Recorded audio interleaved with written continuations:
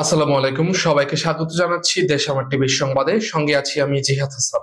মুন্সিগঞ্জে মোল্লাকান্দিতে প্রতিপক্ষের গুলিতে তুহিন দেওয়ান নামের এক যুবক নিহত। মুন্সিগঞ্জ থেকে মোহাম্মদ নাসির উদ্দিনের প্রতিবেদন।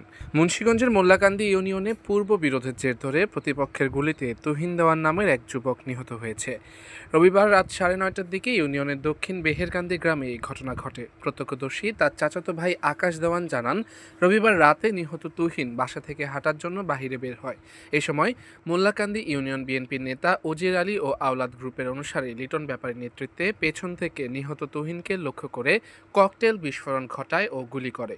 এ সময় তুহিন গুলিবিদ্ধ হয়ে মাটিতে লুটিয়ে পড়ে। ঘটনার সংবাদ পেয়ে স্থানীয়রা গুরুতর আহত অবস্থায় তাকে উদ্ধার করে মুন্সিগঞ্জ জেনারেল হাসপাতালে নিয়ে আসলে দায়িত্বরত চিকিৎসক তাকে মৃত ঘোষণা করেন।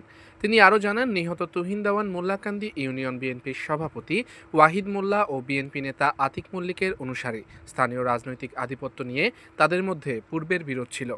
এ বিষয়ে মুন্সিগঞ্জ জেনারেল হাসপাতালে জরুরি বিভাগের দায়িত্বরত চিকিৎসক প্রান্ত সর্দার জানান, হাসপাতালে নিয়ে আসার আগেই তার মৃত্যু হয়েছে। তার পিঠে ও ঘাড়ে একাধিক গুলির চিহ্ন রয়েছে। আমার নাম ডাক্তার প্রান্ত সর্দার। এটার দিকে আপনারা কি অবস্থা পেয়েছেন? এখন মরদেহ কি অবস্থায় আছে?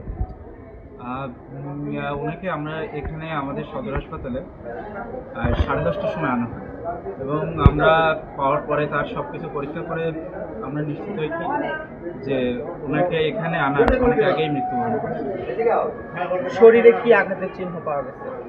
শরীরে আমরা বাহ্যিকভাবে কিছু হলো আঘাতের চিহ্ন পেয়েছি। আমরা প্রাথমিকভাবে ধারণা করছি যে এটা গুলির চিহ্ন, তবে তার মৃত্যুর প্রকৃত কারণ পোস্টমর্টমের পরে আমরা জানতে পারি। মাথায় আছে এবং আমাদের হচ্ছে এই যে ঘাড়ের নিচে আমরা বাহ্যিকভাবে এটা পেয়েছি। কটার সময় তাকে নিয়ে আসা হয়েছে? এখানে তাকে 10:30টার সময় আনা। তাকে কি মৃত অবস্থায় নিয়ে? এখানে যখন আনা হয় তার অনেক আগেই মৃত বলে আমরা ধারণা করছি, কারণ আমরা পেয়েছি এখানে তাকে মৃত অবস্থায়। মুন্সিগঞ্জ সদর থানার ওসি সাইফুল আলম বলেন, ঘটনার খবর পেয়ে পুলিশ ঘটনাস্থলে গিয়ে পরিস্থিতি নিয়ন্ত্রণ করেন। বর্তমানে মোল্লাকান্দি ইউনিয়নের বেহেরকান্দি ও মুন্সিকান্দি গ্রামে অতিরিক্ত পুলিশ মোতায়েন করা হয়েছে।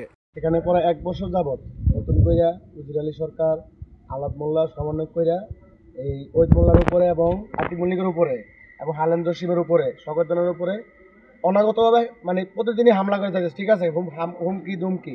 এই ইস্যুদের আজকে সন্ধ্যার পরে শকতজনের বাতিজা মোহাম্মদ তুহিন দেওয়ান ওকে নির্মমভাবে হত্যা করা হয়। এই হত্যার সাথে জড়িত উজির আলীর নেতৃত্বে মোহাম্মদ সাইদুল, রোবেল আর হইল লিটন, এই 3 জন। নাজিরার ছেলে, বেঞ্জুর ছেলে, এই ওরা জড়িত। ঠিক আছে। আসসালামু আলাইকুম, আমার নাম মোহাম্মদ হোসেন মাদবার, উত্তর বেহারকান্দির বাসিন্দা এবং এই উজির আলী দলপল নিয়ে দীর্ঘ 10-12 বছর আমাদের অনেক জ্বালাতন সহ্য করতে হয়েছে এবং উনি আওয়ামী লীগের পোস্ট আসিল এরকমও শুনছি। এবং যদি অবিশ্বাস করেন, ওনার ছবি যে বিপ্লবের সাথে আছে, মিনালকান্দির সাথে আছে, আমার মোবাইলে আছে, আরও একাধিক আছে, শেখ হাসিনার সাথে ছবি এবং ব্রিজের ভিতরে ছবি দেওয়া উঠেছে পদাশুদ্ধ, এডুও আমাদের কাছে আছে, দেখতে চাইলে দেখেন। এখন উনি ওনাকে হাইব্রিড বিএনপি দাবি করে, কিন্তু উনি অরিজিনালি বিএনপির কোনো লোক নয়, উনি হচ্ছে আওয়ামী লীগের লোক। এর আগে ইলেকশনের সময় ওর আপন বাতিজা বিএনপির এক কর্মী নূর হোসেন মাদবরের ছেলে ডালিম ওরে হত্যা করলো, এরপরে আরেকটা হত্যা করলো ফাঁসি দিতে ঝুলাইয়া।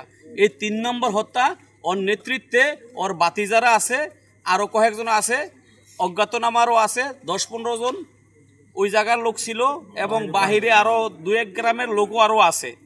তা ওর নাম আছে, নাম আমি সঠিক সবার জানি না, কিন্তু নাম তথ্য নিয়ে ইনশাল্লাহ আমরা দিতে পারবো।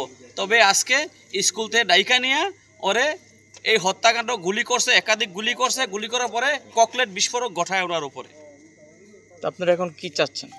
এটার সুষ্ঠু তদন্ত এবং হত্যাকারীদের অবশ্যই ফাঁসির দাবি আবেদন করছি প্রশাসনের কাছে এবং আদালতের কাছে। এবং আপনারা সাংবাদিক ভাই বেরাদর যারা আছেন, এরা অবশ্যই এটার সুষ্ঠু বিচারের জন্য যা কিছু প্রয়োজন আপনারা করবেন, এই আশা আপনাদের কামনা করছি।